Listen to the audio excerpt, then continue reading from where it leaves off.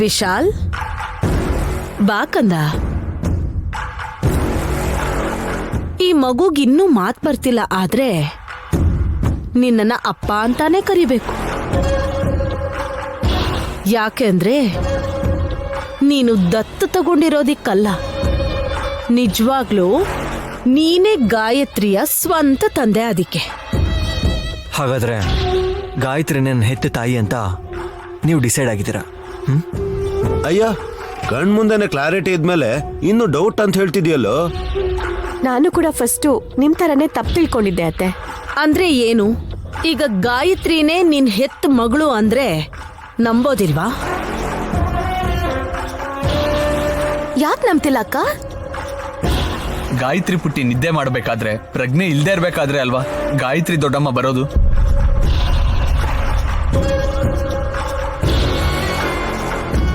ಹೌದು,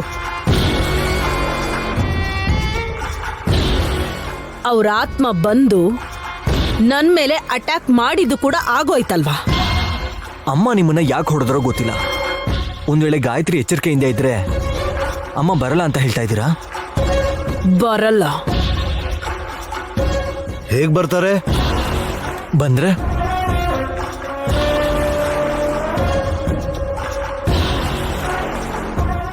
ಹೇಗ್ ಬರ್ತಾರ ಬಾವಾ? ಚಾನ್ಸೇ ಇಲ್ಲ ಅಲ್ವಾ? ಯಾಕೆ ಅಂದ್ರೆ ದೇಹ ಮತ್ತೆ ಆತ್ಮ ಬೇರೆ ಅಲ್ಲ, ಎರಡೂ ಒಂದೇ, ಒಂದಕ್ಕಿನ್ನೊಂದು ಆಧಾರವಾಗಿರತ್ತೆ.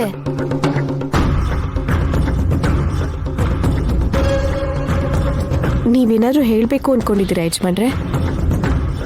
ಅಫ್ಕೋರ್ಸ್ ನೈನಿ, ಗಾಯತ್ರಿ ಇಲ್ಲೇ ಇದ್ದಾಳೆ, ಎಚ್ಚರವಾಗಿ ಇದ್ದಾಳೆ. ನಮ್ಮಮ್ಮನೂ ಇಲ್ಲೇ ಇದ್ರೆ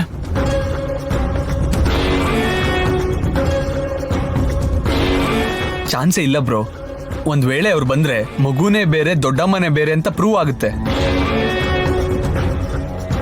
ನಮ್ಮ ಅಮ್ಮಂಗಿರೋ ಡೌಟು ಕ್ಲಿಯರ್ ಆಗುತ್ತೆ.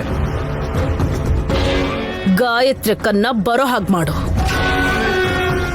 ಆಗ ಈ ಮಗು ನಮ್ಮ ಮಗು ಅಲ್ಲ ಅಂತ, ಐ ಮೀನ್ ನಿನ್ ರಕ್ತ ಅಲ್ಲ ಅಂತ ಖಡಾಖಂಡಿತವಾಗಿ ಹೇಳ್ಬಹುದು. ನೈನಿ, ಅಮ್ಮನ್ನ ಕರಿ. ಯಜಮಾನ್ರೆ, ಅಮ್ಮನ್ನ ಬರಕ್ ಹೇಳ ನೈನಿ. ಹೇಗ್ ಬರ್ತಾರೆ? ಗಾಯತ್ರಿ ಪುಟ್ಟಿ ಇನ್ನೂ ಎಚ್ಚರವಾಗಿ ಇದ್ದಾಳಲ್ಲ.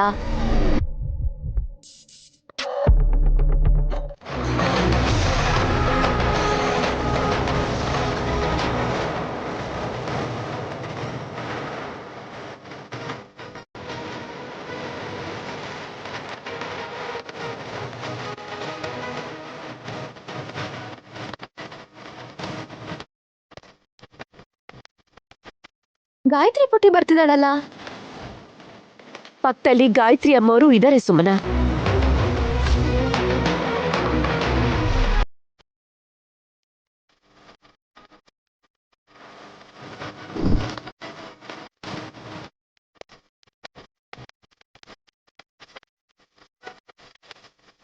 ಅಮ್ಮ, ನಿಜವಾಗಿಯೂ ದೊಡ್ಡಮ್ಮ ಬಂದಿದಾರಾ?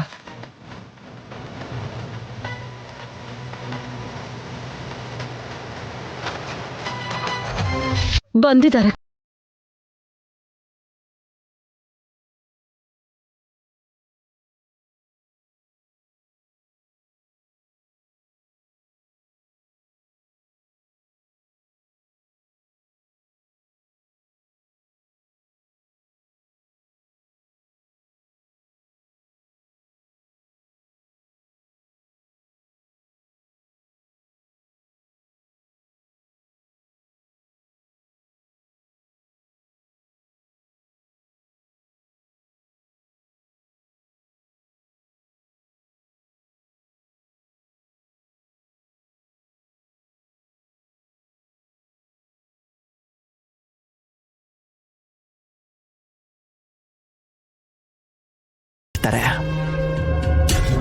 ಬೆಳಗ್ಗೆ ಗಾಯತ್ರಿ ಪುಟ್ಟಿ ಗಾಢವಾಗಿ ನಿದ್ರೆ ಮಾಡ್ತಿರ್ಬೇಕಾದ್ರೆ ಪ್ರಯೋಗದ ಹೆಸರಲ್ಲಿ ಚಿಕ್ಕ ಮಗು ಹೀಗೆಲ್ಲ ಮಾಡೋದ್ ಸರಿನಾ ಅಂತ ಹೇಳಿ ಗಾಯತ್ರಿ ಅಮ್ಮವ್ರು ಬಂದಿದ್ರಂತೆ ಯಜಮಾನ್ರೆ.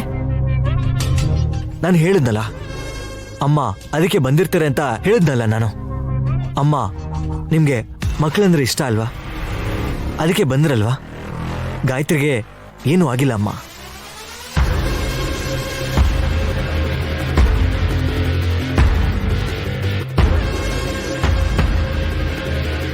ಮೊನ್ನೆ ಹಾವು ಕಚ್ದಾಗ ಬರ್ಲಿಲ್ಲ ಆದ್ರೆ ಇವತ್ ಇವ್ರು ಮಾಡಿದ ಕೆಲ್ಸ ನೋಡಿ ಏನಾಗೋಗತ್ತಂತ ಬಂದ್ರ ದೊಡ್ಡತ್ತೆ. ವಿಷ ಸರ್ಪಗಳಿಗಿಂತ ಹೆಚ್ಚಿನ ವಿಷ ಮನುಷ್ಯರಲ್ಲಿ ಇರುತ್ತೆ. ನಾನು ಪುನರ್ಜನ್ಮ ತಗೊಂಡ ಮೇಲೆ ಎಲ್ಲಿದ್ದೀನಿ ಅಂತ ಕೆಲವರು, ಹೇಗಿದ್ದೀನಿ ಅಂತ ಇನ್ನು ಕೆಲವರು ಪ್ರಶ್ನೆಗಳಿಂದ ಅನುಮಾನಗಳಿಂದ ಪ್ರಯೋಗ ಪ್ರಯತ್ನ ಮಾಡ್ತಾನೆ ಇದ್ದಾರೆ.